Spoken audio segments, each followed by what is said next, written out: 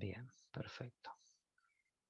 Bueno, con el tema de hoy, con arritmias cardíacas, voy a tratar de ser lo más sencillo posible, lo más práctico posible, chicos, porque siempre es un tema complejo, un tema que sale de lo que habitualmente uno viene estudiando y suele ser dificultoso para comprenderlo en su totalidad.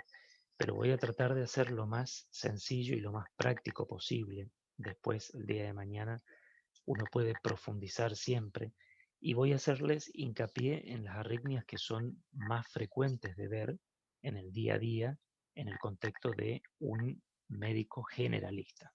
Siempre pensando en que ustedes pueden estar a cargo de guardias de emergencia de los distintos sanatorios, hospitales, como médicos generalistas, o pueden tener su propio consultorio o estar a cargo de una sala de internación que sin ser especialistas, ni cardiólogos y menos especialistas en arritmias, puedan diagnosticar y puedan saber la base del tratamiento de este tipo de patologías. Después siempre el trabajo multidisciplinario es muy positivo, con más razón cuando son temas tan específicos dentro de la cardiología como por ejemplo las arritmias cardíacas. Para que ustedes inicialmente puedan interpretar lo que vamos a ver de acá en adelante, vamos a hacer un recordatorio un poco de lo que es el sistema cardionector, el sistema eléctrico del corazón, eh, haciendo hincapié en que se trata de un grupo de células, las que conforman, por ejemplo, el nódulo sinusal. Bien, permítanme, voy a ir dando ingreso a gente que llegó un poquito más tarde. Células que tienen la capacidad de ser automáticas, es decir, de generar actividad eléctrica en forma espontánea, sin necesitar de otro subsistema que lo esté estimulando para que forme la energía eléctrica. Las células que conforman el nódulo sinusal, ubicadas en la desembocadura de la vena cava superior, en su unión con el pecho de la aurícula derecha, son las que llevan el comando eléctrico del corazón. A partir de ahí se forman haces o cables, si ustedes quieren, haces eléctricos de células que tienen una capacidad muy rápida para la conducción eléctrica, distribuyendo toda esa actividad eléctrica generada en el nódulo sinusal a través de ambas aurículas en primera instancia. Una vez que se despolarizaron ambas aurículas, se activaron ambas aurículas, toda la actividad eléctrica vuelve a confluir en lo que es el nódulo aurículo-ventricular. Eso sería lo normal. Toda esa actividad eléctrica que tiene que atravesar el nódulo aurículo-ventricular, una región donde hay una importante desorganización de estas células que también tienen tanto capacidad de conducción como capacidad de automatismo. Una vez que atraviesan ese sector, pasan por el haz de His, que es un haz común que sale del nódulo aurículo-ventricular y se subdivide inicialmente en dos ramas, una rama hacia el lado izquierdo y una rama hacia el lado derecho. A su vez, la rama izquierda se subdivide en dos haces, unas antero-superior y unas postero-inferior. Finalmente, todas estas fibras terminan en fibras cada vez más finitas, ramificadas por todo el endocardio, que son las conocidas como el sistema de Purkinje. Todo este sistema eléctrico es el que va a facilitar que la actividad eléctrica generada a nivel del nódulo sinusal llegue hasta la última célula que conforma el miocardio ventricular. De tal manera que cada uno de los segmentos del corazón que se va despolarizando, que se va activando, va a generar una determinada onda a nivel del electrocardiograma. Recuerden que inicialmente la onda P representaba la actividad eléctrica de ambas aurículas. Luego el complejo QRS representa la actividad eléctrica o la despolarización de los ventrículos y finalmente el segmento ST y la onda T representan la repolarización, es decir, la reorganización de todo este sistema eléctrico para quedar otra vez predispuestos a recibir un nuevo estímulo eléctrico para lograr la contracción ventricular. Eh, Muchas veces el paciente cuando se presenta a nuestra consulta o cuando se presenta a una guardia de emergencia, Los síntomas que habitualmente refiere en relación a las arritmias cardíacas son o las palpitaciones, o cuentan episodios de mareos significativos, o un episodio incluso sincopal. También se pueden presentar muchas veces con dolor torácico relacionado a una taquicardia persistente. Y todos estos síntomas, ninguno de ellos son específicos de las arritmias, ya que un paciente con insuficiencia cardíaca también puede presentarse con palpitaciones, ya que también un paciente con enfermedad coronaria puede presentarse con dolor torácico, ya que un paciente que hace un síncope de origen vasovagal, es decir, por hipotensión arterial, consulta por el síncope, es decir, ninguno de estos síntomas son específicos de las arritmias, pero son todos síntomas que a ustedes los debe hacer pensar y descartar mediante estudios complementarios si el paciente tiene o no una arritmia cardíaca. ¿Mm? Recordemos entonces que el electrocardiograma normal, para que nosotros podamos quedarnos tranquilos y saber de que el paciente no está en este momento cursando ninguna arritmia, se trata de un ritmo sinusal, es decir, que tenemos que encontrar una onda P siempre delante de cada QRS. Esa onda P tiene que tener un segmento, un intervalo, perdón, PR menor de 200 milisegundos. La onda P debe tener siempre la misma morfología, es decir, ser siempre positiva en 1, en 2, en F, para ser considerada de origen sinusal, tiene que ser negativa en R. A nivel del QRS tenemos que tener un QRS estrecho de menos de 0,10 segundos. Tiene que haber progresión de la onda R desde B1 a B6. Fíjese que va creciendo la onda R desde B1 hasta B6. Y tiene que haber una regularidad entre cada QRS. La distancia entre un QRS y el siguiente debe ser relativamente la misma. En este caso, estamos en presencia de un electrocardiograma normal. Graben esta imagen porque vamos a continuación ir comparando con otros tipos de electrocardiogramas y vamos a ir detectando cuál es la diferencia y cuál es la anormalidad del electro para sospechar cuál es finalmente la arritmia que está padeciendo nuestro paciente. Algo que siempre preguntan los pacientes en el consultorio cuando uno le habla de que tiene una arritmia es una pregunta clásica que es: ¿qué es una arritmia, doctor? Y esto es algo que ustedes también les va a tocar en consultorio, en guardia, en la sala de internación, poder explicarle al paciente qué es una arritmia. Y debe ser explicado en un lenguaje que realmente sea claro, no sea confuso para el paciente. Puede ser explicado en forma metafórica, dando algún ejemplo, como a ustedes les resulte práctico. En definitiva, el paciente tiene que entender que su corazón no está latiendo en forma ordenada, no está latiendo a una velocidad normal, o el origen de cada uno de esos latidos no está siendo el considerado normal. Fíjense que dentro de la definición técnica hablamos de arritmias a todo trastorno del origen, de la frecuencia, de la regularidad o de la conducción del impulso eléctrico a nivel cardíaco. Es decir, que cualquiera de todas ellas es una arritmia. Si yo tengo que clasificar a grandes rasgos las arritmias, ustedes saben que hay arritmias rápidas, que son las taquiarritmias, y arritmias lentas, que son las bradiarritmias. Vamos a hablar ahora una por una de ellas y les voy a hacer hincapié, como les decía, sobre todo en las más frecuentes. ¿Cómo se hace el diagnóstico de una arritmia? Y esto es algo muy importante que con mucha tranquilidad, con paciencia, debemos explicarle a nuestro paciente para sobre todo evitar un trastorno de ansiedad, porque ya los síntomas en sí, las palpitaciones, la disnea, el dolor precordial que puede generar una arritmia, genera una cierta incertidumbre, un cierto miedo para el paciente. Y si nosotros no tenemos registrado en un electrocardiograma cuál fue el ritmo cardíaco en ese momento, es muy difícil de certificar qué tipo de arritmia tiene.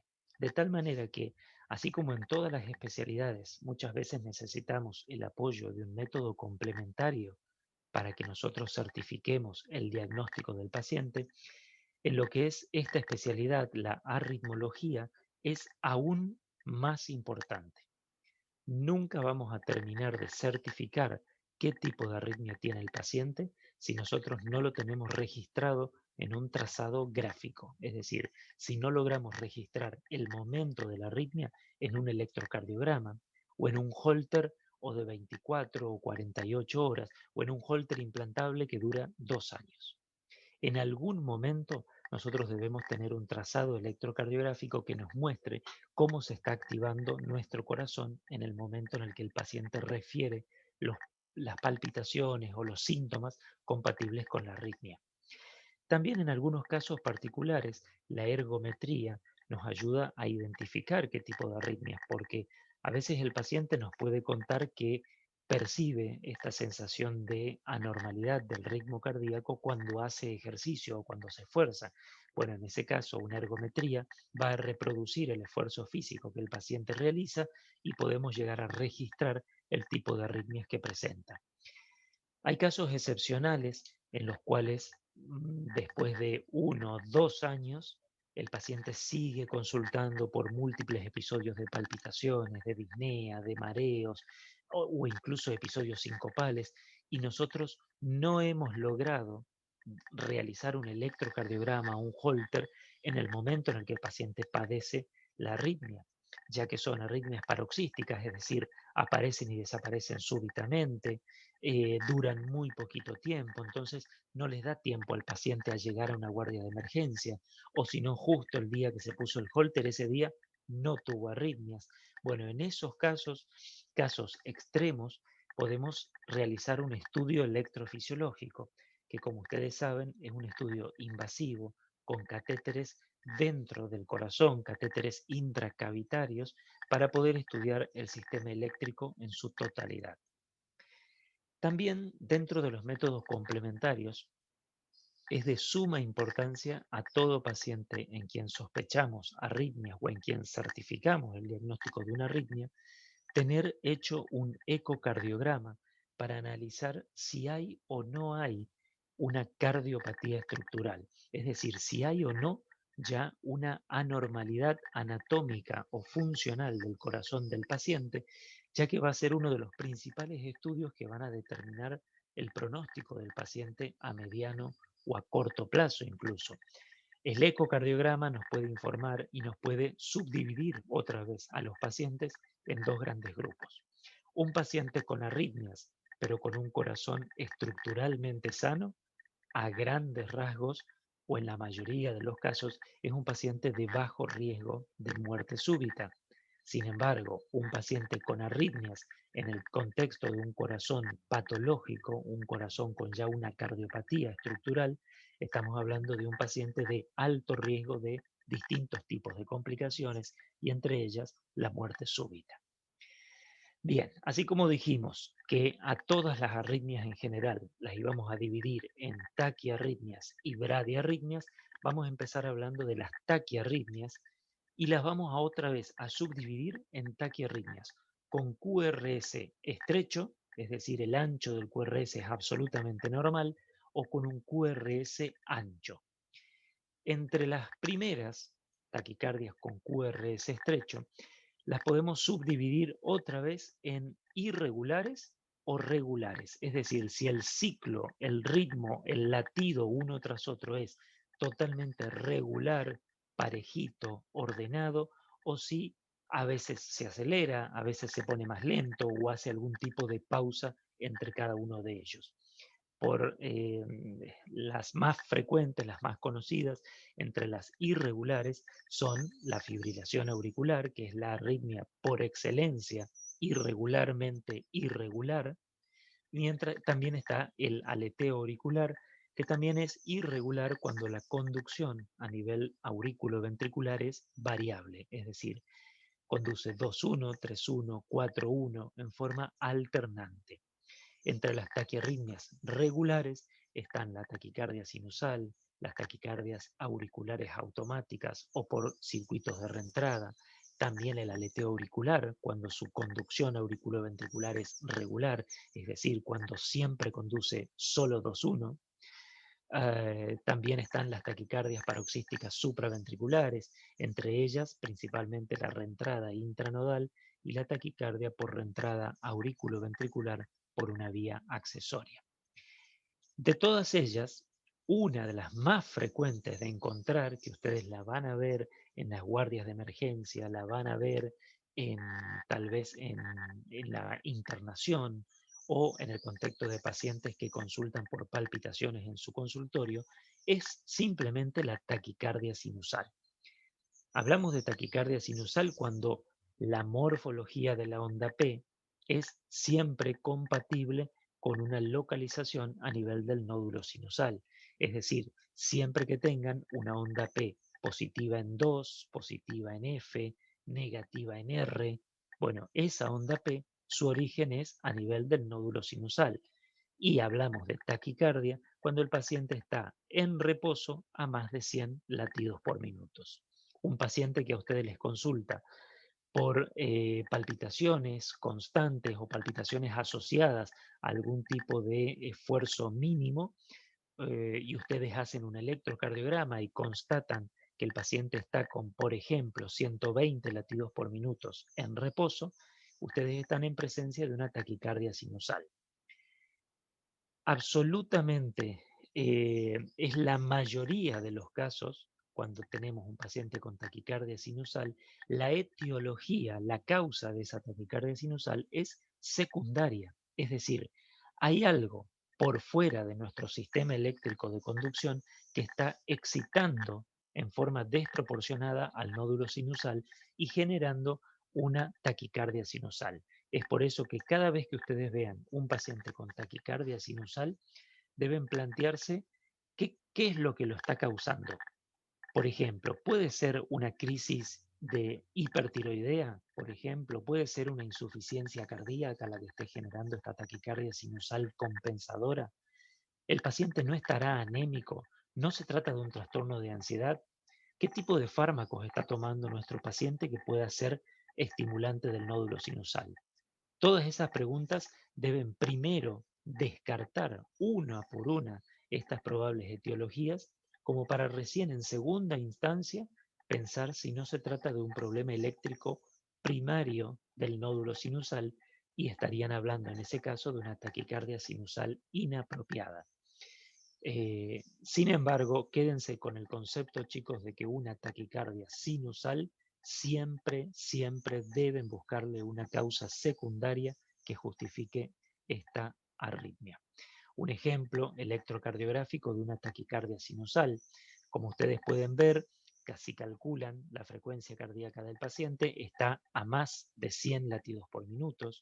Ustedes analizan inmediatamente la morfología de la onda P y van a ver que hay una onda P positiva en 2, positiva en F, negativa en R. Bueno, esta onda P se origina a nivel del nódulo sinusal. No tiene mucho más misterio. Vemos una taquicardia, es decir, más de 100 latidos por minuto, y una onda P que se origina a nivel del nódulo sinusal. Estamos en presencia de una taquicardia sinusal y debemos buscar cuál es su causa o su etiología. ¿Qué es lo que vemos acá? Yo acá ya veo un trazado electrocardiográfico con una cierta irregularidad. Ustedes ven de que la distancia entre cada QRS no es la misma. Hay espacios en los cuales entre este QRS y el siguiente hay un determinado tiempo, mientras que entre este QRS y el siguiente hay otro tiempo. Por lo tanto, uno de estos latidos está adelantado en el momento en el que debería latir si el paciente estuviera exclusivamente en ritmo sinusal.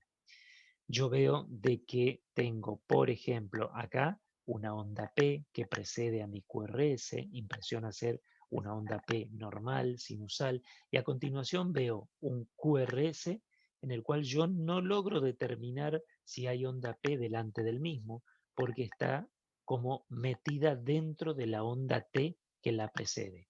Entonces, es muy probable que la onda P que generó este latido ventricular esté metida dentro de la onda T, no deforme claramente la onda T, por eso yo no puedo asegurar de que haya una onda P dentro de esta onda T, de tal manera que el QRS con exactamente la misma morfología que el QRS previo a mí me da toda la sospecha de que esto se trata de una extrasístole auricular. Es decir, lo que está adelantado y fuera de tiempo es el latido de la aurícula, pero se conduce normalmente por el nódulo auriculoventricular y despolariza a los ventrículos por la vía absolutamente normal, de tal manera que el QRS tiene absolutamente la misma morfología que el QRS previo. Entonces, en este trazado electrocardiográfico estamos en presencia de extrasístoles auriculares. En las flechas le marco dónde estaría metida la onda P dentro de esa onda T que la precede. Acá hay un ejemplo en un trazado electrocardiográfico en el cual ustedes ven esa misma irregularidad, esa misma diferencia de tiempo entre cada QRS y les marco en círculo lo que sería una extrasístole auricular. Fíjense en las 12 derivaciones del electrocardiograma cómo el latido extrasistólico tiene absolutamente la misma morfología que el latido normal. También las extrasístoles auriculares, en muchos casos, son predecesoras o facilitan el desencadenamiento de una taquicardia auricular. ¿Cuándo vamos a hablar de taquicardia auricular? Cuando vamos de nuevo simplemente a analizar la palabra taquicardia, el paciente tiene que tener más de 100 latidos por minuto en reposo. Y vamos a hablar de auricular, cuando el origen del latido auricular es distinto al origen del nódulo sinusal. Es decir, puede nacer en cualquier otra parte de las aurículas, pero no es el origen en el nódulo sinusal. Fíjense en el gráfico que les hago, yo hice como un nuevo foco ectópico de inicio del latido eléctrico a nivel auricular, a nivel de la aurícula izquierda. Entonces, en este caso, si el latido nace a nivel de la aurícula izquierda, la onda P no va a tener la misma morfología que el nódulo sinusal, no va a ser positiva en 2, en 3, positiva en L, negativa en R, va a tener una morfología diferente. El hecho de no cumplir criterios de origen a nivel del nódulo sinusal hace que yo hable de un origen fuera del nódulo sinusal, extrasinusal, y ahí vamos a estar hablando en este caso de una taquicardia auricular. ¿En quiénes se presentan habitualmente las taquicardias auriculares? Es una de las arritmias frecuentes en niños que pueden ser niños absolutamente sanos o en niños con cardiopatías congénitas, niños que ya han sido, cardiopatías congénitas que han sido ya corregidas mediante cirugía cardíaca y dejan regiones cicatrizales de tejido cicatrizal que facilita este tipo de arritmia.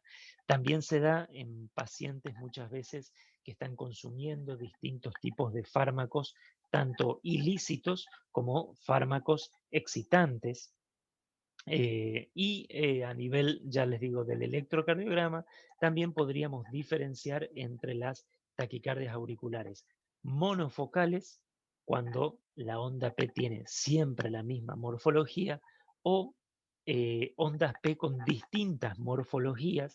En ese caso estaríamos hablando de una taquicardia auricular multifocal y se da principalmente en pacientes que tienen enfermedad pulmonar obstructiva crónica, en pacientes con insuficiencia cardíaca o en pacientes que hacen intoxicación digitálica, pacientes que están tomando digoxina y que por alguna insuficiencia renal aguda generan una intoxicación digitálica.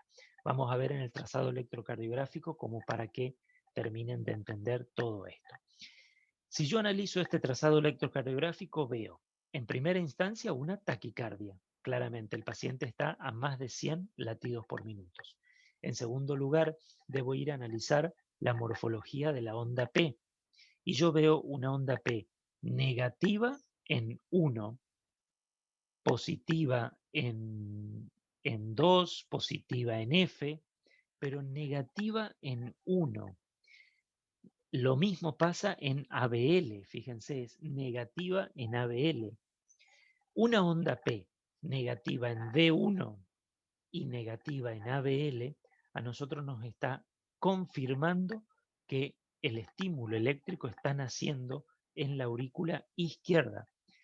Nace en la aurícula izquierda, se aleja de la aurícula izquierda, por lo tanto, la derivación D1 y ABL, que son los que evalúan la actividad eléctrica principalmente a nivel de aurícula izquierda, están viendo que la actividad eléctrica se aleja de la aurícula izquierda, por lo tanto, conforma una onda P negativa en D1 y en ABL. En este caso, yo estoy ante la presencia de una taquicardia auricular de origen en aurícula izquierda. Y fíjense que todas las ondas P tienen la misma morfología. Una al lado de la otra tienen todas absolutamente la misma morfología. Entonces, yo en este caso hablo de una taquicardia auricular monofocal o unifocal. En el caso de esta es una arritmia que sí pueden llegar a ver muy habitualmente en una guardia de emergencia, pueden llegar a verla en pacientes en su consultorio, que es el aleteo auricular. El aleteo auricular es una macro reentrada, es decir, se genera un circuito de reentrada eléctrica a nivel de ciertas estructuras anatómicas de la aurícula derecha principalmente, no en forma exclusiva. Este circuito eléctrico que se genera tiene una región en todo el circuito que es la más delgada, es una región específica por donde toda la actividad eléctrica de este circuito de macro reentrada a nivel de la aurícula derecha está obligado a atravesar. Y esa región delgada se llama istmo cabo tricuspidio. Istmo, que significa cuello, es la zona más delgada. Cabo tricuspidio porque es la unión de la vena cava inferior con la válvula tricúspide. En ese segmento delgado es por donde va a pasar toda la actividad eléctrica de este circuito de macro reentrada y es la región en la cual uno puede ir a actuar en forma invasiva para destruir ese circuito de macro reentrada. ¿Qué características tiene el aleteo auricular a nivel del electrocardiograma para que ustedes lo puedan diagnosticar? Grábense visualmente esta imagen, graben visualmente esta imagen porque no se la pueden olvidar nunca más. Esto es un aleteo auricular, donde ustedes ven entre cada QRS hay unas ciertas ondas, se las puede llamar ondas en serrucho, como si fueran los dientes de un serrucho. Estas ondas tienen ciertas características que a nosotros, a los especialistas de arritmias, nos hacen analizar cómo está conformado el circuito de macro reentrada a nivel de la aurícula derecha. No vamos a entrar en detalle porque no corresponde. Yo sí quiero que ustedes, como médicos generalistas, identifiquen estas ondas en serrucho, que son las características del aleteo auricular. ¿Qué importancia tiene diagnosticar el aleteo auricular? La importancia es que inmediatamente ustedes tienen que evaluar el riesgo de generar coágulos intracavitarios, lo mismo que pasa cuando diagnosticamos fibrilación auricular. Lo que es prioritario en ese paciente es determinar cuánto de riesgo tiene el paciente para hacer un accidente cerebrovascular isquémico a causa de haber generado un coágulo dentro de las aurículas. Entonces, ven este electrocardiograma, ustedes evalúan la frecuencia ventricular que tiene el paciente, ven si el estado hemodinámico urge cardiovertirlo o no, y en tercer lugar tienen que determinar si hay o no riesgo de formación de coágulos en este paciente y si corresponde o no anticoagular. A grandes rasgos, un paciente que se les presenta a ustedes en la guardia de emergencia, que les cuenta que tiene menos de 48 horas de iniciadas las palpitaciones, a ustedes ya les está dando una idea de que el inicio de esta taquiarritmia es probablemente aguda. En ese caso, menos de 48 horas, hay altas chances de que uno pueda revertir esta arritmia sin la urgencia de plantear la anticoagulación del paciente. También es muy importante que si cualquier taquiarritmia descompensa hemodinámicamente a un paciente, descompensar hemodinámicamente significa generarle un edema pulmonar, generar un trastorno del sensorio, mantenerlo hipotenso como símil un shock cardíaco. Bueno, son pacientes que sí requieren de urgencia, sin plantearnos ningún otro riesgo, una cardioversión eléctrica para revertir su taquiarritmia. Entonces, del aleteo auricular, quiero que graben esta imagen visualmente para poder diagnosticar cuando corresponde y saber tomar la conducta más adecuada.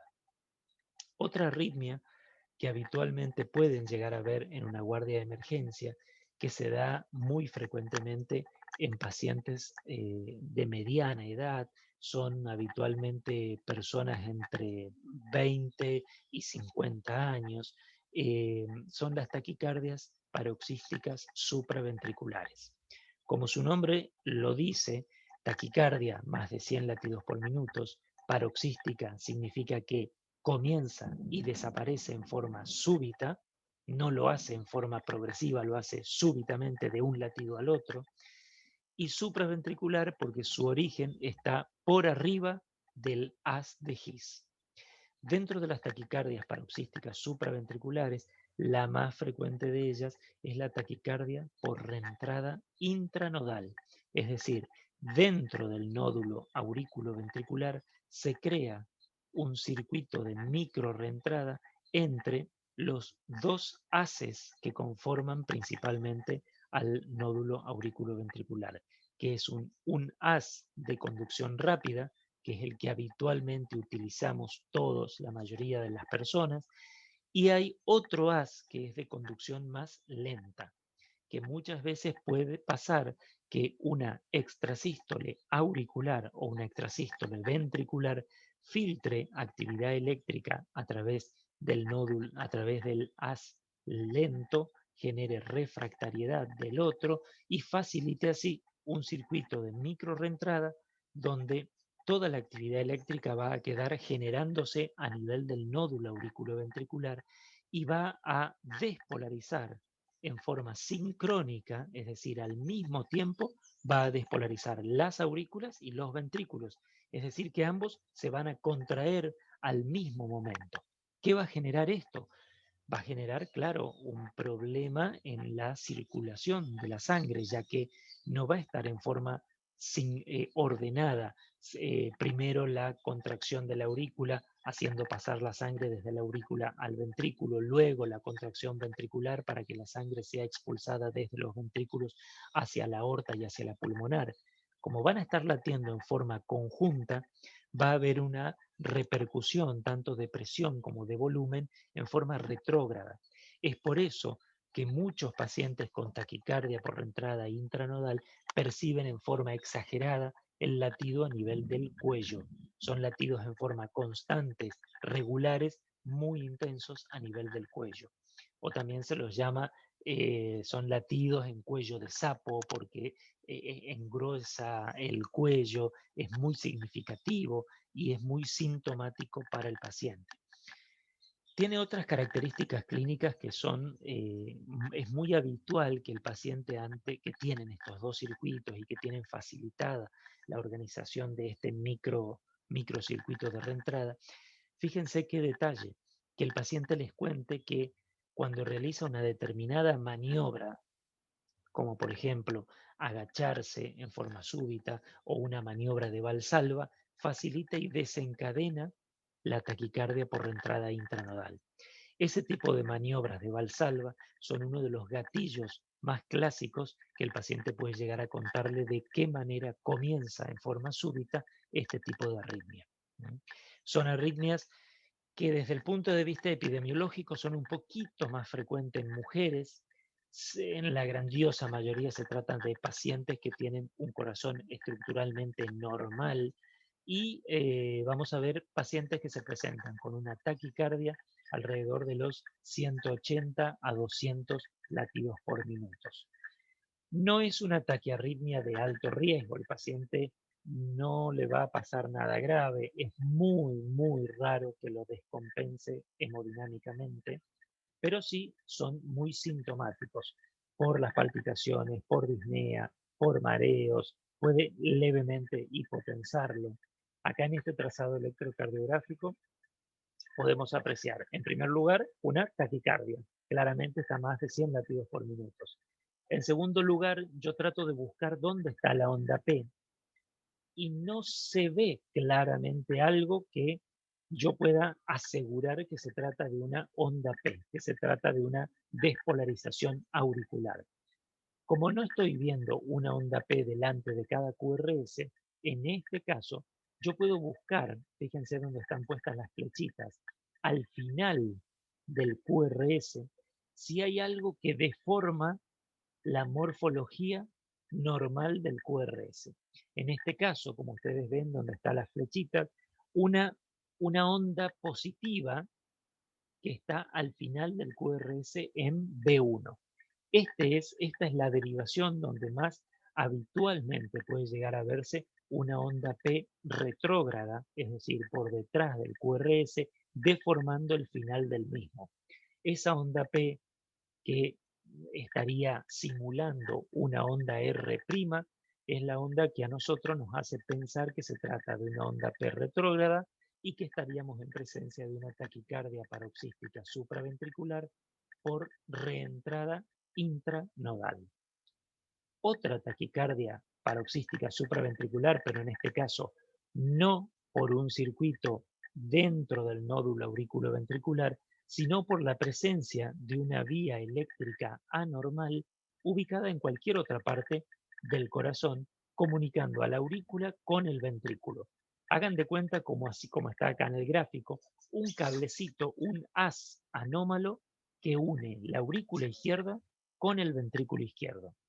Este haz anómalo nos permite crear un circuito entre el nódulo auriculoventricular y el sistema His-Purkinje normal, pero que la actividad eléctrica, cuando está terminando de despolarizar el músculo ventricular, restos de esa actividad eléctrica pueda otra vez subir o ir en forma retrógrada y a iniciar nuevamente la despolarización de la aurícula izquierda y así volver a bajar por el nódulo auriculoventricular, de tal manera que se crea un circuito de reentrada auriculoventricular, pero en este caso es un macrocircuito, es un circuito más grande, es decir, que la actividad eléctrica tiene que tomarse más tiempo para recorrer todo este circuito comparado como cuando teníamos un microcircuito a nivel del nódulo auriculoventricular. Si el microcircuito a nivel del nódulo auriculoventricular genera una despolarización sincrónica de aurículo y ventrículo, cuando el circuito es más grande, no es tan sincrónica esta actividad, por lo tanto el paciente tiene un poquito menos de síntomas a nivel de el cuello, de los latidos a nivel del cuello. También vamos a ver una diferencia a nivel electrocardiográfico, donde la onda P queda un poco más retrasada, ya no deforma habitualmente el final del QRS, sino de que queda inmersa en el segmento ST. Esta arritmia, la taquicardia paroxística supraventricular, que se da por una reentrada auriculoventricular por vía accesoria, es un poquito más frecuente en hombres jóvenes sin cardiopatía estructural y en el electrocardiograma se puede llegar a ver esto. Fíjense dónde están las flechitas, donde en ese caso sí la onda P se la ve detrás del QRS deformando el segmento ST o deformando también parte de la onda T. Fíjense acá en el trazado debajo, en D2, donde vemos esta onda positiva, que es la onda P retrógrada, y luego lo que conformaría la onda T, la repolarización ventricular. Estos detalles, chicos, que yo les estoy marcando ahora, tanto con la intranodal como la vía accesoria, es muy lindo que uno lo pueda estudiar aún más, que uno lo pueda saber, pero no me parece a esta altura de su carrera que sea una exigencia total para un examen. Sí está bueno que ustedes vean una taquiarritmia como esta o como la intranodal que les mostré recién y sí sepan decirme, esto se trata de una taquicardia paroxística supraventricular, sin la necesidad de tener que especificar si es una intranodal o una vía accesoria oculta. Eso ya no es importante. Lo importante es que ustedes como médicos generalistas sí sepan diferenciar, por ejemplo, una taquicardia sinusal de una taquicardia paroxística supraventricular. ¿Mm?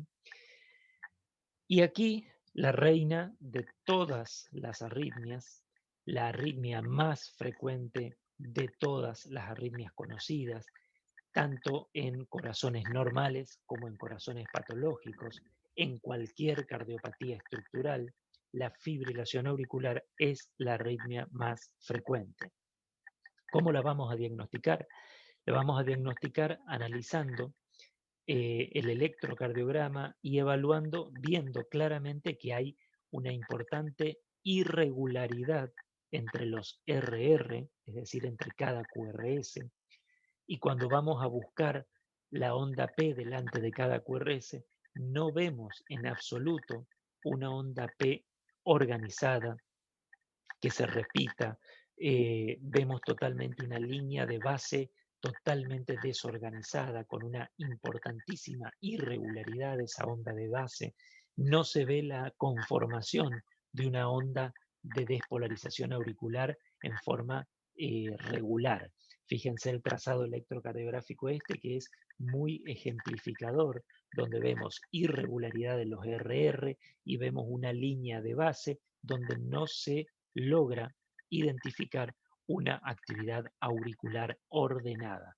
En este caso, la actividad de las aurículas está totalmente desorganizada y no hay un latido mecánico de las mismas.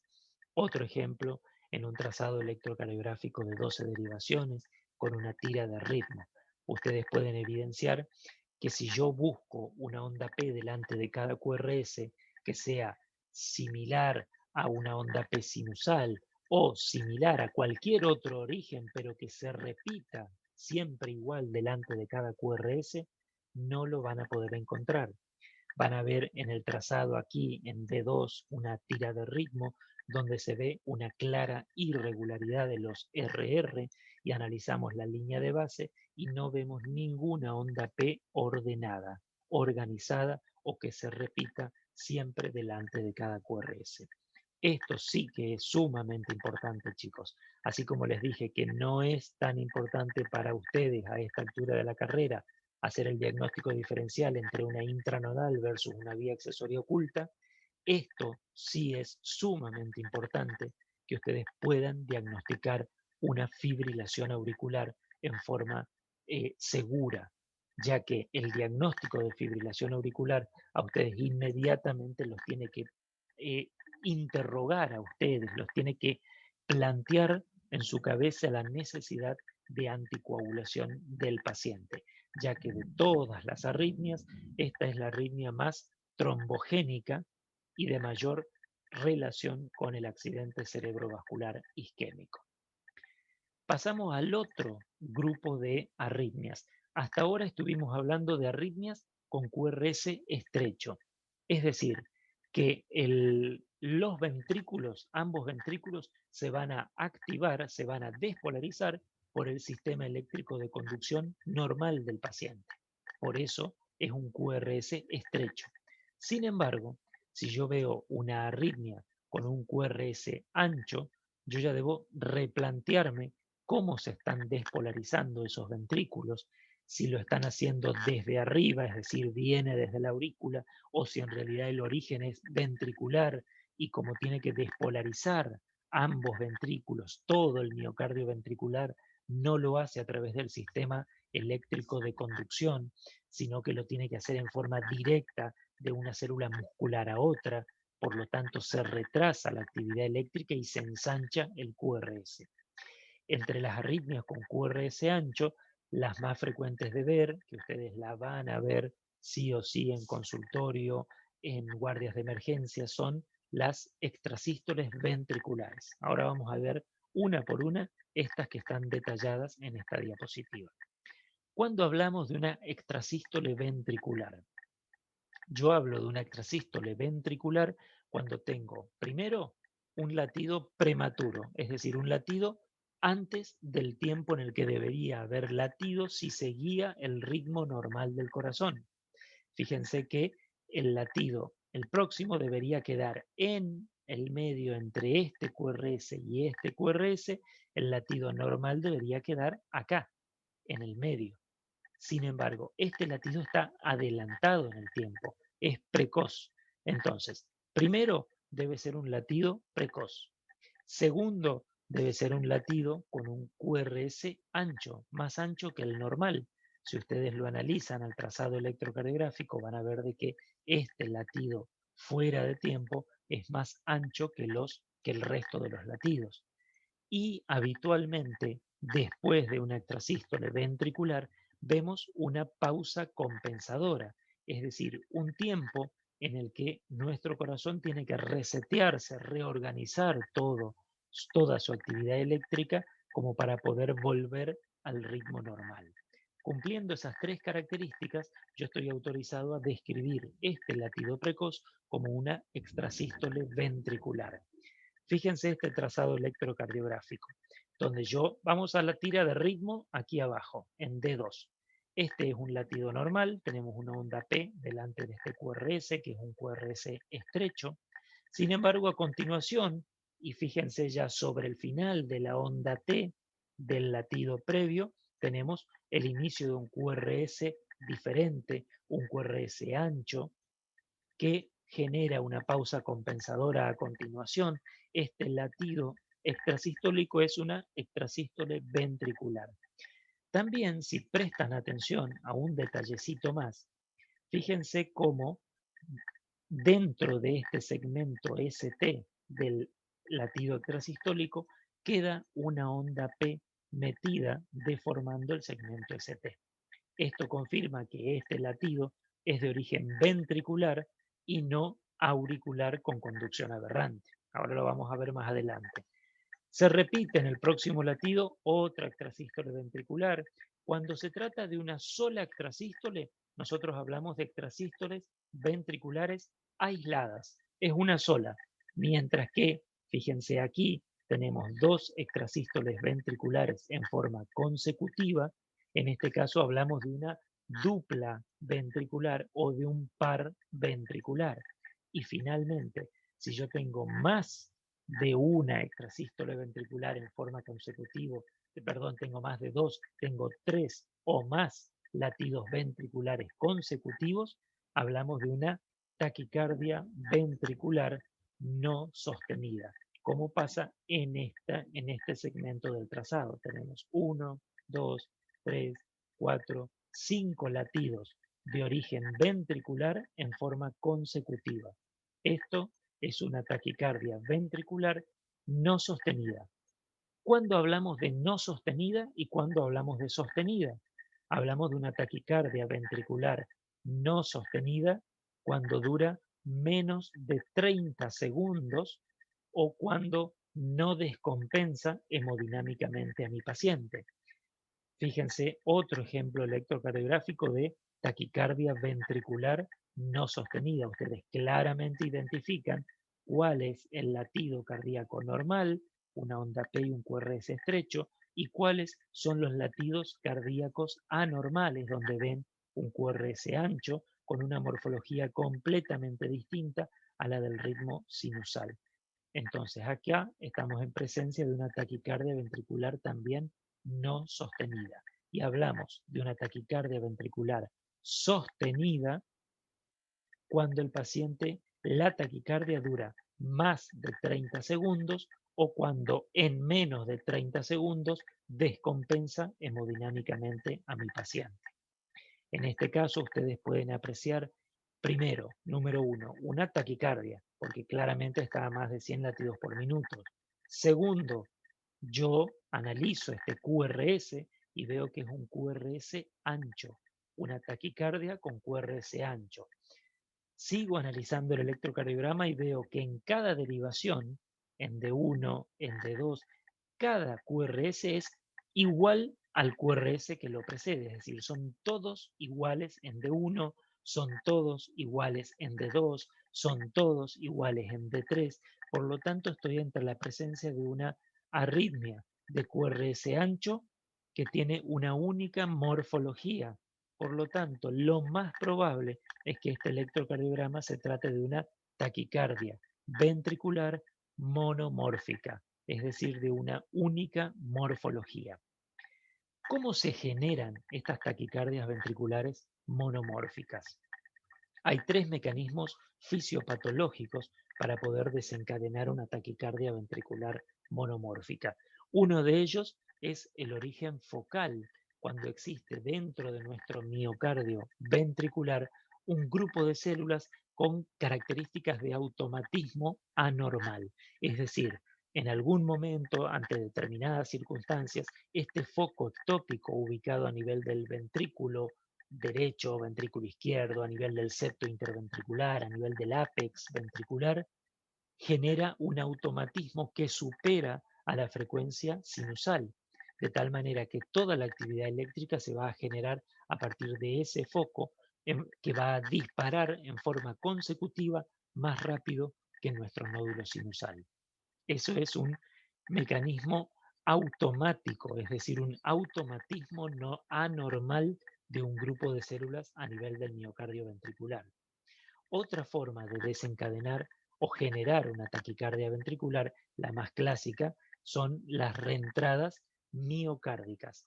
Esto se da en pacientes que han tenido un infarto ya de miocardio. Hay una zona del miocardio ventricular que está necrótica, que está cicatrizal, que hay un reemplazo de tejido muscular por tejido fibrótico.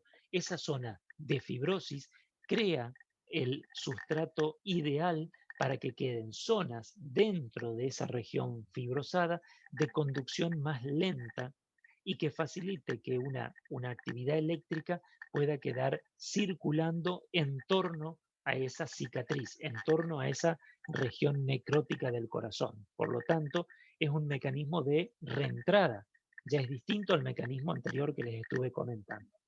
Y el que sigue, es el último, también es un mecanismo de reentrada, pero que se da entre los haces normales del corazón, entre la rama derecha y la rama izquierda.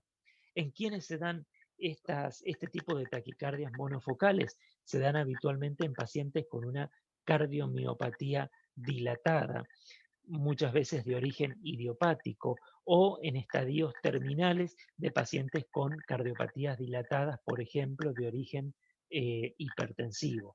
Son los pacientes en los que más frecuentemente el circuito de reentrada se conforma entre la rama derecha, la rama izquierda y un segmento del miocardio ventricular a nivel del ápex. Independientemente de estos mecanismos de acción, lo importante es que ustedes sepan diagnosticar una taquicardia de QRS ancho. Siempre piensen que se trata de una taquicardia ventricular hasta que un especialista demuestre lo contrario. Ustedes siempre actúen ante una taquicardia de QRS ancho como si fuera una taquicardia ventricular y por lo tanto estamos hablando de un paciente de alto riesgo. Hasta recién estábamos hablando de una taquicardia ventricular monomórfica, es decir, que todos los latidos de origen ventricular tenían la misma morfología. Ahora vamos a ver trazados electrocardiográficos de taquicardias ventriculares polimórficas. Estas arritmias son sumamente de alto riesgo, son arritmias que son predecesoras de fibrilación ventricular, que es sinónimo de parada cardíaca. ¿Y en quiénes se dan? Se dan principalmente en pacientes que tienen, se llaman canalopatías, ahora son cardiopatías estructurales de origen genético, donde la alteración es una alteración funcional a nivel eléctrico. Por ejemplo, en patologías como el síndrome de Cute largo, que puede ser congénito, el síndrome de Brugada, el síndrome de Cute corto, la displasia arritmogénica del ventrículo derecho, son todas patologías que facilitan la aparición de una taquicardia ventricular polimórfica. Es raro de ver, son muy pocos los pacientes. A esos pacientes habitualmente los vemos nosotros, los especialistas de arritmias, pero sí lo que ustedes pueden ver en una guardia de emergencia son pacientes que ingresen por una taquicardia ventricular polimórfica, pero la causa sea secundaria, es decir, pacientes con Alteraciones, por ejemplo, hidroelectrolíticas con hipopotasemia, hipomagnesemia, pacientes que vienen tomando determinados fármacos, tanto antiarrítmicos como antialérgicos, como determinados antibióticos que prolongan el intervalo QT, pacientes que tienen una endocrinopatía, como por ejemplo un hipotiroidismo severo, o pacientes que ingresan por un bloqueo auriculoventricular completo y que ese bloqueo, esa bradicardia extrema, facilita que algún latido ectópico desencadene o caiga sobre la onda T de un latido precedente y desorganice toda la actividad eléctrica del corazón. Por lo tanto, lo que sí ustedes pueden llegar a ver en consultorio o en guardias de emergencia son pacientes que cuando ustedes hagan la medición del intervalo QT en el electrocardiograma evidencien un QT largo un QT largo o un QT prolongado. Inmediatamente deben investigar cuál puede ser la causa de ese QT prolongado para corregir la causa. Fíjense lo que es esto. Este es un trazado electrocardiográfico. Presten atención al principio. Van a ver estas espículas, estos palitos, que son estímulos eléctricos que nosotros generamos en un estudio electrofisiológico. Nosotros mismos estimulamos el miocardio ventricular y una vez que interrumpimos el estímulo acá, damos el último estímulo, dejamos de estimular el corazón y la actividad eléctrica de nuestro paciente se desorganiza de tal manera que genera una taquicardia ventricular, como verán, polimórfica, porque en cada derivación los QRS no tienen una única morfología, tienen varias morfologías. Estas taquicardias ventriculares polimórficas son arritmias de alto riesgo que nos están a nosotros anunciando que ese paciente está predispuesto a generar una fibrilación ventricular, es decir, una parada cardíaca, es decir, una muerte súbita. Y finalmente, la última taquiarritmia, en este caso ya no podemos hablar de un QRS ancho porque en este caso no hay un QRS, directamente se desorganiza por completo la actividad eléctrica ventricular y no vemos ninguna, fíjense en todo el trazado, ninguno que nosotros podamos asegurar este es un QRS, ya que no se repite en todo el trazado. Cuando hay una desorganización eléctrica total del ventrículo, nosotros hablamos de una fibrilación ventricular. Fíjense este trazado en el cual no podemos discernir qué es un QRS específicamente. Para que yo hable de un latido ventricular, tengo que tener un QRS y debo evidenciar la repolarización del mismo, es decir, un segmento ST y una onda T. En este trazado electrocardiográfico, como ustedes pueden observar, no evidenciamos nada de todo eso. Estamos ante la presencia de una desorganización total de la actividad eléctrica ventricular. Estamos en presencia de una fibrilación ventricular. Como dijimos al principio, ¿cómo hacemos el diagnóstico y cómo evaluamos el pronóstico de nuestro paciente con una determinada arritmia? El diagnóstico, como les dije, chicos, es obligatorio que para que nosotros certifiquemos qué arritmia tiene nuestro paciente, tengamos un trazado electrocardiográfico, ya sea de un electro de 12 derivaciones, sea un Holter de 24 horas, de 48 horas, sea un Holter implantable, o lleguemos a la necesidad de hacer un estudio electrofisiológico. Caso contrario, todo lo que podemos hacer es sospechar qué tipo de arritmia tiene. No lo podemos confirmar. Por más experiencia que tengamos, yo no puedo confirmar por pulso o por el interrogatorio que yo hago si el paciente lo que tiene es una fibrilación auricular o un aleteo auricular de conducción variable, o una fibrilación auricular o una extrasístoles auriculares de alta densidad. No hay forma de confirmar la arritmia si no tenemos registrado un trazado electrocardiográfico. Por lo tanto, es de suma importancia lograr ese objetivo. También a la hora de evaluar, fíjense, acá en esta diapositiva le puse para que vea el estudio, uno de los estudios más importantes que se hizo para saber cuáles son las arritmias más frecuentes que podemos llegar a encontrar. Fíjense, en primer lugar, está la taquicardia sinusal, una alteración del ritmo sinusal, y en segundo lugar, las despolarizaciones prematuras ventriculares, es decir, las extrasístoles ventriculares.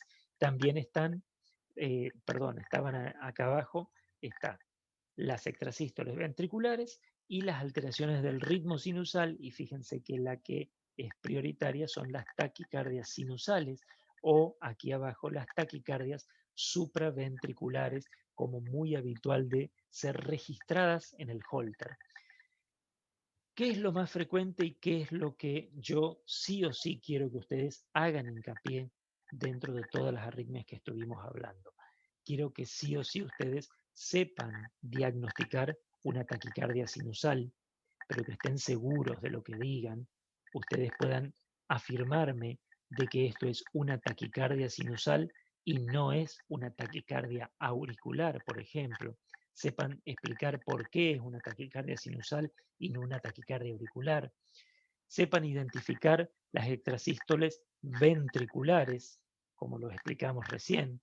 Sí o sí diagnostiquen una fibrilación auricular y ante la presencia de un eh, electrocardiograma con una taquicardia de QRS estrecho regular, ustedes sepan sospechar una taquicardia paroxística supraventricular. Todas ellas son las más frecuentes y a grandes rasgos, ninguna de ellas está asociada a un alto riesgo a corto plazo, por lo tanto no requieren de un estudio en profundidad para prevenir una muerte súbita. Estoy hablando a grandes rasgos, chicos, para ustedes como médicos generalistas. ¿Cómo se manejan estas arritmias? ¿De qué manera se las trata? Por supuesto que podríamos dar 50 clases sobre el tratamiento de las arritmias, porque justamente hay una especialidad dedicada a ello, así que imagínense que resumir todo en una diapositiva es bastante complejo. Sí les voy a dejar algunos tips a grandes rasgos para que uno no se equivoque tanto, por lo menos en el tratamiento de una arritmia. Por ejemplo, en el contexto de pacientes con extrasístoles, tanto auriculares como ventriculares, o en el contexto de pacientes con taquicardia sinusal sintomática, lo que podemos hacer en primer lugar es explicarle al paciente de qué se trata, explicarle que son arritmias que no tienen un riesgo de muerte, que no tienen un riesgo de un deterioro severo de la función sistólica del ventrículo izquierdo, que no va a alterar clínicamente el pronóstico de su patología. Primero, tranquilizar a nuestro paciente, explicarle de que no estamos ante la presencia de una arritmia grave. En la mayoría de los casos, tanto de extrasístoles auriculares, ventriculares o de taquicardia sinusal, no requieren un tratamiento farmacológico en forma inmediata. Siempre es conveniente que ustedes estudien a ese paciente, vean cuál puede ser la causa que está desencadenando esta taquicardia sinusal o estas extrasístoles auriculares. Por ejemplo, si el paciente está con insuficiencia cardíaca, si el paciente no está con un hipertiroidismo, si el paciente no está cursando un síndrome en relación a una deshidratación, una insuficiencia renal, si el paciente incluso no tiene un trastorno psicosomático y está con un trastorno de ansiedad importante. Tratemos primero de identificar cuál puede ser la causa desencadenante de este tipo de arritmia y en segundo lugar plantear la necesidad de un tratamiento farmacológico. Un tratamiento farmacológico antiarrítmico que es inespecífico, que lo podemos dar en la grandiosa mayoría de las arritmias, son los beta bloqueantes o los bloqueantes cálcicos.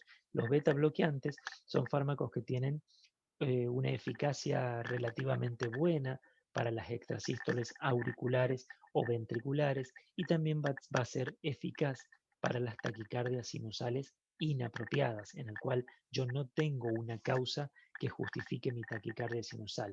En esos casos, los beta bloqueantes pueden ayudarnos a disminuir el disparo del nódulo sinusal, a disminuir justamente el disparo de focos ectópicos a nivel auricular o ventricular. Entonces, en el contexto de pacientes con extrasístoles auriculares o ventriculares o de taquicardia sinusal, los beta bloqueantes serían los fármacos inicialmente de elección. Claramente, como ustedes ven ahí abajo, dice evitar amiodarona. Son arritmias de tan bajo riesgo que no alteran clínicamente al paciente que realmente no vale la pena exponer a los pacientes al riesgo de los efectos colaterales que puede tener la amiodarona. Entonces, en esos contextos no corresponde indicar amiodarona.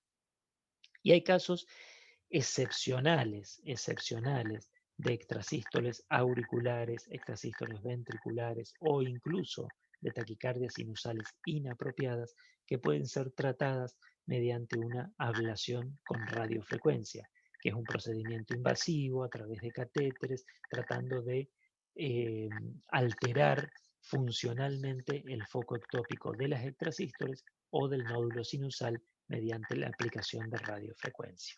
No vamos a entrar en ese tema porque son excepciones totales que habitualmente las maneja su indicación el cardiólogo o el electrofisiólogo. Después tenemos taquicardias específicas en el cual se requiere de un tratamiento individualizado. Taquicardias específicas como la fibrilación auricular, el aleteo auricular, las taquicardias paroxísticas supraventriculares o las taquicardias ventriculares. Cada una de ellas tiene un tratamiento específico que lo vamos a hablar de última el año que viene en Medicina 3. No es hoy por hoy el objetivo de esta clase. ¿En qué pacientes yo sí o sí tengo que estudiar el riesgo de muerte súbita? Porque hay ciertas arritmias que sí se correlacionan con mayor incidencia de muerte súbita, como son las taquicardias ventriculares, tanto monomórficas como polimórficas, pacientes que tienen una cardiopatía estructural, es decir, un corazón ya dilatado, un corazón hipertrófico, un corazón con el deterioro de la función sistólica del ventrículo izquierdo. Esos pacientes sí son de mayor riesgo para arritmias mortales. Por lo tanto, en ese contexto yo sí debo evaluar al paciente con un estudio invasivo como es el estudio electrofisiológico. De tal manera que ese estudio me va a ayudar, es una herramienta más, no significa que sea la mejor ni la única, es una herramienta más que me va a sumar información para saber si ese ventrículo está predispuesto fácilmente a desencadenar o no una fibrilación ventricular. En el caso que el estudio electrofisiológico me indique a mí que el paciente es de alto riesgo de generar fibrilación ventricular, yo sé que a ese paciente lo debo proteger implantándole un cardiodefibrilador.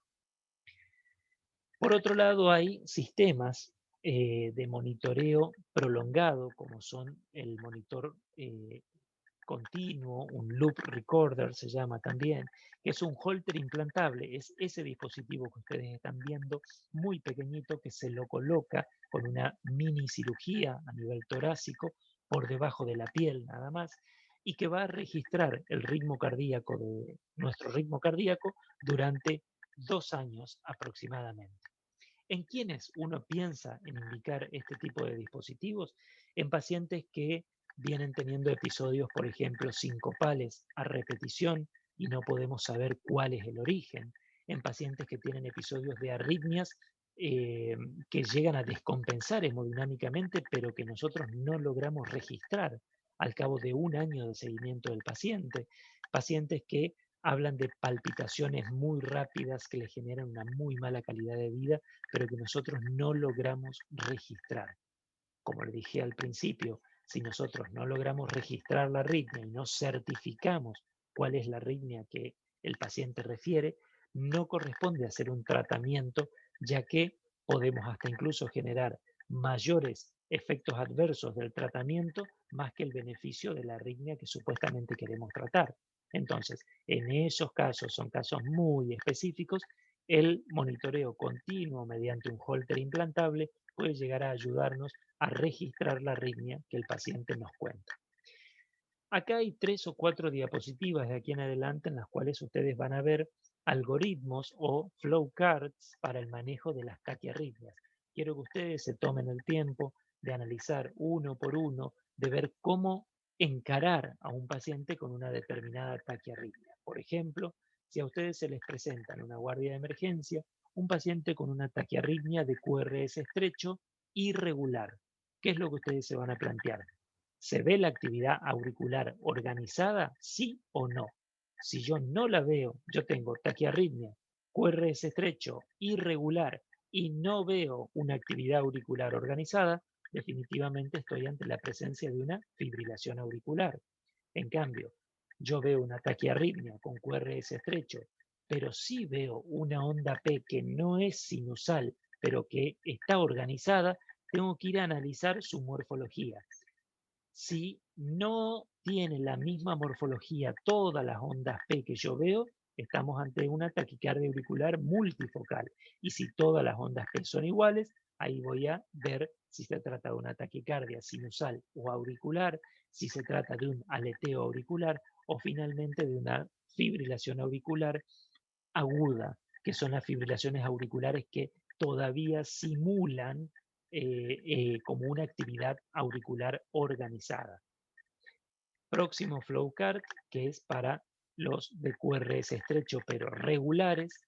Próximo para ver taquicardias de QRS ancho y tratar de definir si son o no taquicardias ventriculares. El próximo de QRS ancho y la toma de conducta, que va a depender principalmente del compromiso hemodinámico que hay o no en el paciente. Analicen, chicos, porque son muy ricos estos flowcards o algoritmos para que ustedes vayan entendiendo cómo manejarse con un paciente que ingresa a la guardia con una taquiarritmia. Y para terminar, y muy sencillo lo vamos a hacer, están las bradiarritmias. Ahora nos estamos yendo al otro extremo. Hablamos de bradiarritmias cuando el paciente tiene menos de 60 latidos por minuto. Sin embargo, quiero que sean muy prudentes con esto, porque muchos pacientes, muchas personas sin ningún tipo de patología pueden tener una frecuencia cardíaca de menos de 60 latidos por minuto, por ejemplo, 55 latidos por minuto, y no ser para nada patológico.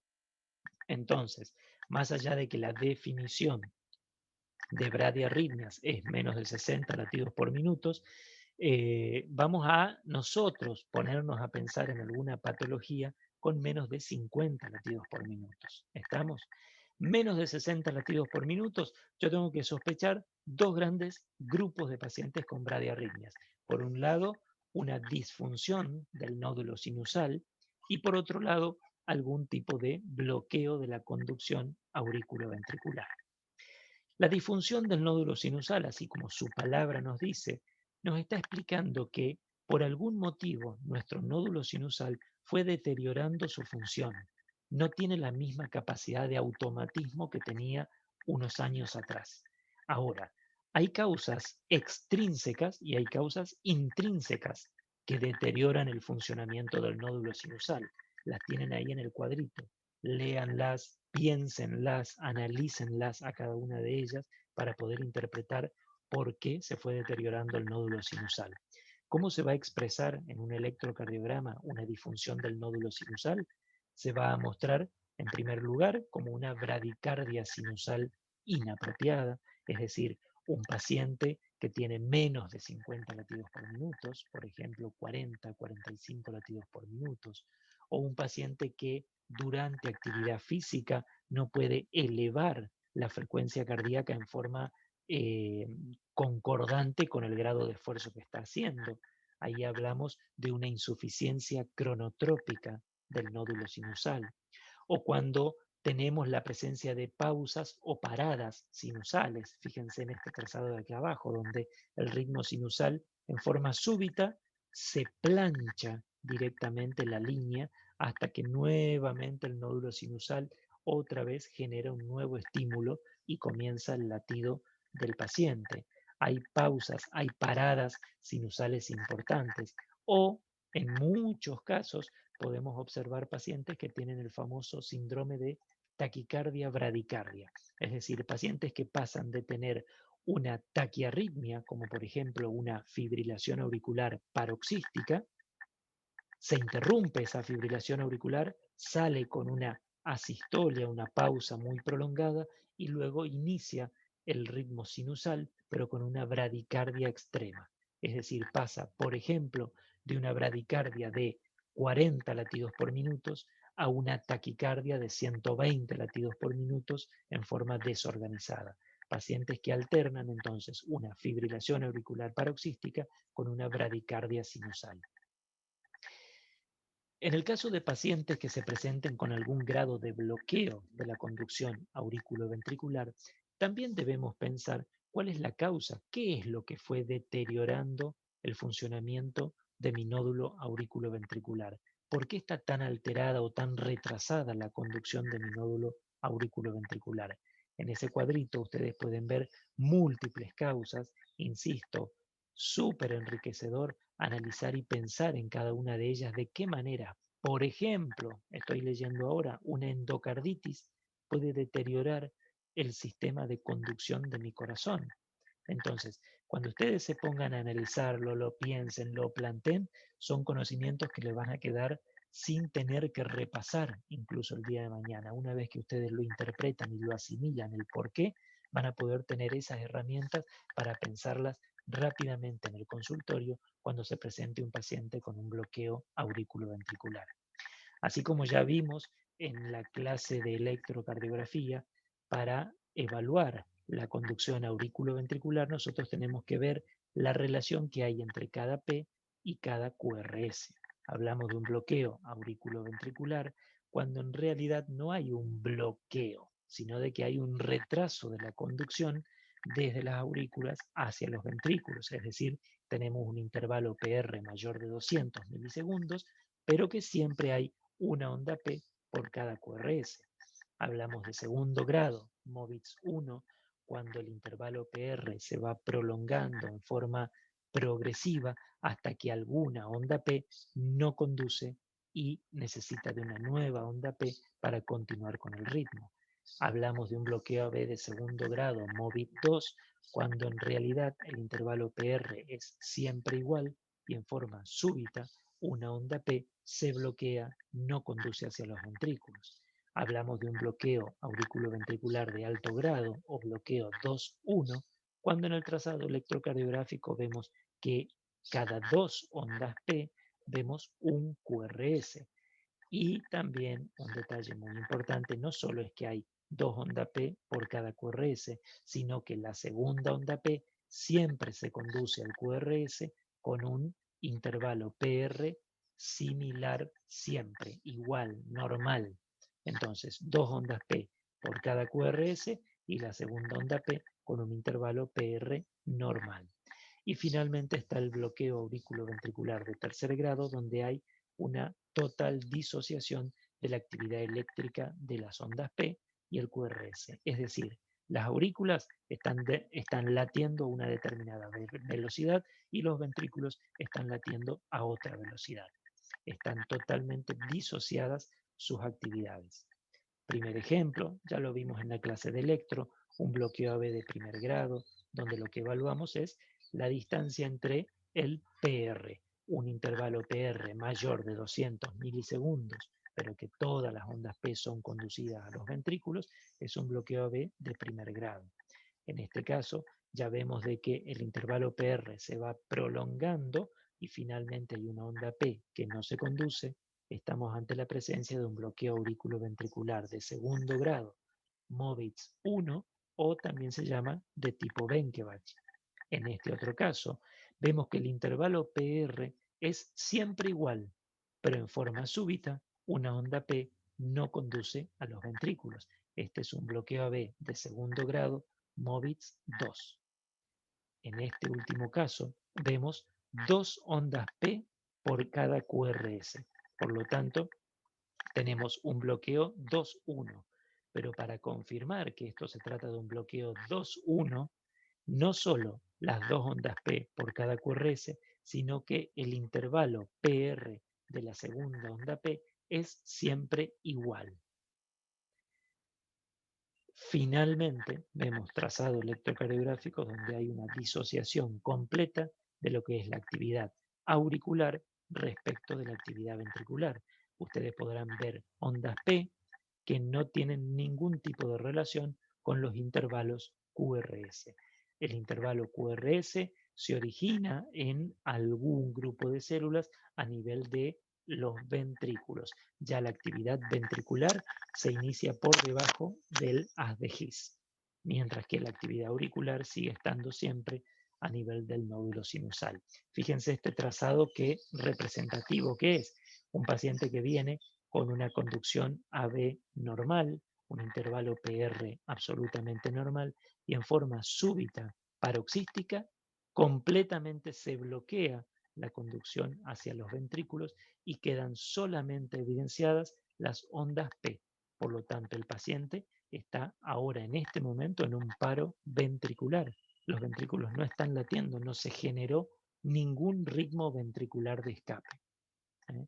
En este caso, se trata de un bloqueo auriculoventricular completo paroxístico. Estos pacientes se presentan a nuestra consulta o a la guardia de emergencia por episodio sincopal. Bien, ¿y cómo nos vamos a manejar con estos pacientes que ingresan a nuestra guardia de emergencia con una bradiarritmia extrema, ya sea por un bloqueo auriculoventricular, que es lo más frecuente, o por una bradicardia sinusal extrema sintomática? Siempre vamos a analizar en primer lugar el estado hemodinámico del paciente para determinar la urgencia de nuestra actuación. ¿Por qué les marco esto? Porque las bradiarritmias en muchos casos, no descompensan hemodinámicamente a nuestro paciente. El paciente puede llegar con disnea, tal vez un poco hipotenso, pero tolera perfectamente estar en reposo. De tal manera que en ese caso no tenemos que tomar conductas agresivas. Nosotros debemos tomar una conducta agresiva en nuestro paciente cuando nuestro paciente está con una bradicardia extrema, ya sea por un bloqueo de completo o por una disfunción sinusal severa, asociado a trastornos hemodinámicos, como decir hipotensión arterial, por lo tanto una tensión arterial sistólica menor de 90 milímetros de mercurio, cuando tienen menos de 40 latidos por minuto, porque sabemos que esos son pacientes de alto riesgo de hacer torsiones de punta, es decir, taquicardias ventriculares polimórficas, cuando asociado a la bradiarritmia tiene arritmias ventriculares que van a facilitar una taquicardia ventricular polimórfica y fibrilación ventricular, o cuando asociado a esta bradiarritmia el paciente está en edema pulmonar, está con una franca insuficiencia cardíaca. Bueno, en esos casos sí debemos tomar una conducta agresiva en nuestro paciente. Inicialmente, intentando mediante drogas como la atropina, liberar el sistema parasimpático, liberar el sistema simpático, es decir, inhibir el parasimpático para que nuestro propio sistema simpático intente incrementar la frecuencia ventricular. Si no tenemos respuesta, debemos avanzar con drogas como la dobutamina, que va a estimular en forma directa a nuestro sistema simpático. Si ya con la atropina tuvimos respuesta, podemos seguir evaluando a nuestro paciente, solicitar interconsulta con un cardiólogo, no enloquecernos si el paciente compensa su estado hemodinámico. Por otro lado, en el caso de pacientes que con fármacos como atropina, adrenalina o dobutamina no logran, o el isoproterenol, no logran estabilizar su frecuencia ventricular y su cuadro hemodinámico, inmediatamente debemos pensar en poner un marcapasos transitorio que normalice la frecuencia ventricular. A grandes rasgos, las conductas, y con esto terminamos, las conductas ante una bradicardia extrema, si es por una disfunción del nódulo sinusal, nosotros, como les dije, tranquilidad total porque en la grandiosa mayoría de los casos el paciente no tiene una descompensación hemodinámica para que nosotros tomemos una conducta agresiva en forma inmediata. La disfunción sinusal se va a presentar en la guardia de emergencia o en sus consultorios, puede ser hasta incluso asintomática. Por ejemplo, un paciente con 48, 50 latidos por minuto, pero absolutamente asintomático, no debemos apurarnos en tomar conducta y sí seguirlo por consultorio para ir viendo si a largo plazo deteriora aún más la función sinusal y comienza con síntomas, recién ahí ver la indicación de un marcapasos definitivo. En cambio, si yo En consultorio ya recibo un paciente con una bradicardia de 45 latidos por minuto que me cuenta disnea, mareos, debilidad generalizada, ese paciente tiene ya indicación de implante de marcapasos definitivo para corregir la frecuencia ventricular. ¿Qué pasa en los bloqueos auriculoventriculares? En el bloqueo auriculoventricular de primer grado no pasa nada. Definitivamente lo único que tenemos que hacer es seguirlo en consultorio cada 6 meses, viendo que no evolucione este grado de bloqueo de primer grado a segundo grado. Alertarle al paciente cuáles podrían ser los síntomas de progresión del bloqueo auriculoventricular. Y en el caso de pacientes con bloqueo B de segundo grado, a grandes rasgos los podemos englobar en los asintomáticos, porque muchas veces podemos ver en un Holter de 24 horas que el paciente tiene bloqueo AB de segundo grado mientras está durmiendo, en reposo. Entonces, en ese caso son totalmente asintomáticos y no son pacientes de riesgo, por lo tanto, también solo debemos seguir controlando a nuestro paciente. En cambio, en el contexto de un paciente con un bloqueo auriculoventricular de segundo grado, pero que ya es sintomático por disnea, por mareos, por episodios sincopales o un bloqueo AB de tercer grado, son pacientes que tienen indicación de implante de marcapasos. Para complementar esta clase, lo que estuvimos charlando, si ustedes necesitan volver a repasar algo que hemos visto en las diapositivas, siempre nuestro libro de referencia es el Harrison, por ejemplo, es el Farreras, el Cecil, cualquiera de ellos, hay mucho sobre lo que estuvimos charlando. También hay un volumen, el volumen 9, número 36 del año 2005 de la revista Medicine, que está muy completo respecto a todos los mecanismos fisiopatológicos y el manejo de las arritmias. Tuve la suerte de participar con el grupo de docentes que hemos escrito estos capítulos de la revista.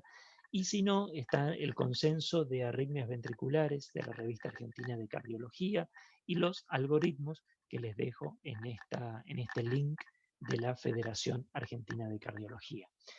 Voy a dejar de compartir pantalla y nos quedamos discutiendo sobre lo que estuvimos viendo hasta recién.